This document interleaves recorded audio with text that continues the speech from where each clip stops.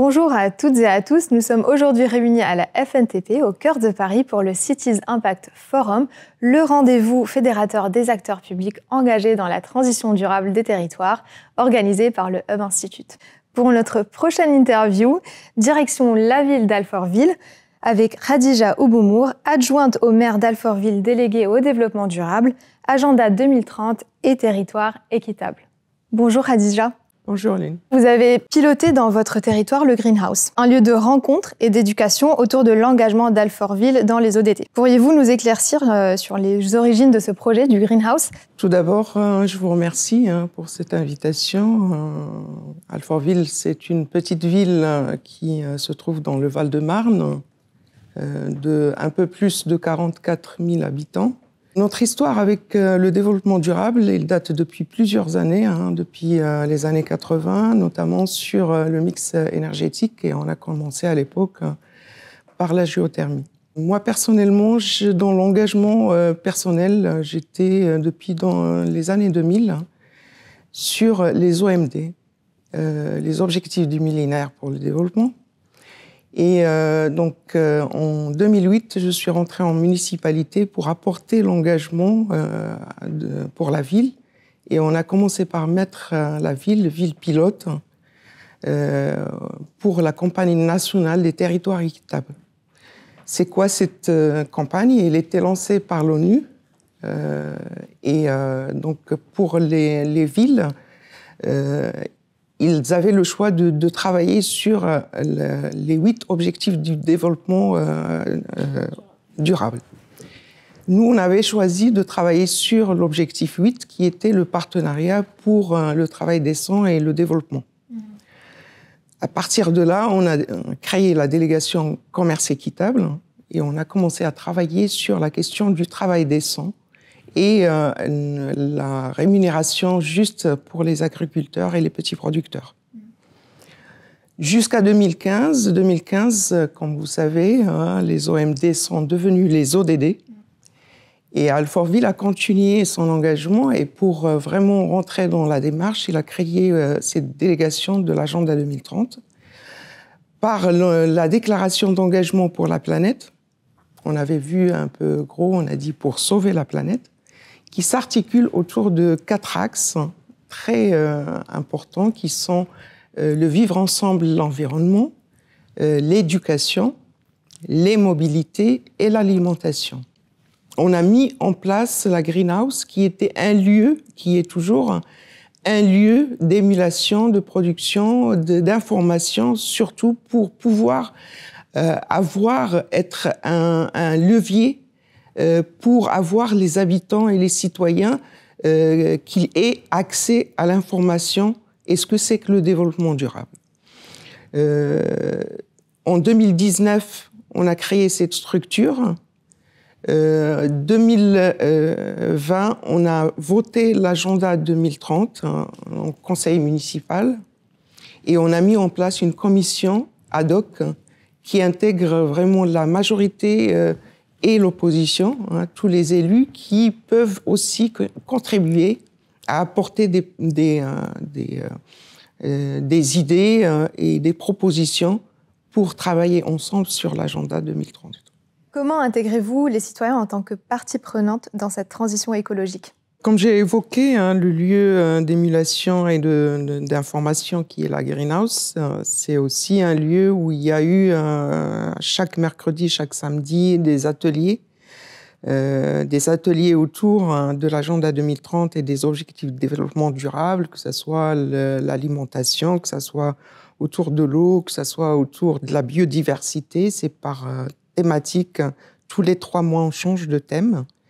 Et c'est des ateliers qui sont accessibles aux citoyens pour s'informer, s'éduquer à la démarche de développement durable. C'est un lieu aussi où on communique sur la démarche qu'on est en train de réaliser au niveau de ce mandat pour l'agenda 2030. On était au phasage du diagnostic interne et on a mis en place un questionnaire pour la population, comment ils voient Alfortville demain. À partir de ce questionnaire sur les questions écologiques et autres, on a trouvé aussi d'autres possibilités de créer des instances. L'exemple du Conseil de l'arbre qu'on a mis en place dernièrement pour travailler sur la question de l'arborisation de la ville. On a mis sur le mandat près de 1000 arbres à mettre en place en partenariat avec le département Val-de-Marne. Et c'est une concertation publique. On l'a fait tous les 2 mois pour parler justement sur comment être acteur dans sa ville, que ce soit pour fleurir les pieds d'arbres, que ce soit pour abattre un arbre parce que il a un problématique et qu'il faut expliquer aux citoyens le pourquoi de l'abattage de cet arbre et le remplacement, bien sûr, avec d'autres. Donc, c'est des exemples, que ça soit aussi avec À vous la parole qu'on met tous les 2 fois par an pour travailler sur les questions aussi de la démocratie participative. Et par rapport à l'agenda 2030, en plus de ces questionnaires, on avait lancé un appel à projet à tous les établissements scolaires d'Alfortville, qui sont au nombre de 21 établissements, allant de la maternelle au lycée, sachant qu'on a un lycée, 3 collèges et des écoles maternelles et élémentaires. Et cet appel à projet pour s'inscrire dans la démarche de la transition autour de l'éducation de qualité pour tout ce qui est l'ODD numéro 4. Donc, on a mis en place un appel à projet pour participer autant que volontaire et être acteur autour de cet objectif. Et on a mis en place 3 thématiques au choix. Et à l'unanimité, tous les établissements qui étaient volontaires pour participer à cette démarche, et de mémoire, c'était 11 établissements. Cette démarche était autour des déchets. Donc, à partir de là, on a mis dans la boucle des réunions avec tous les encadrants, le corps enseignant, allant des directrices et des directeurs jusqu'à l'agent, à la cantine, les professeurs, les parents d'élèves volontaires, les associations parents d'élèves, allant jusqu'aux gardiens, pour voir autour de ça comment on peut mettre en place des projets et atteindre une éducation de qualité pour tous les citoyens. Et donc sur ça, il y avait la thématique des déchets. Donc on a commencé par la mise en place des poubelles de tri.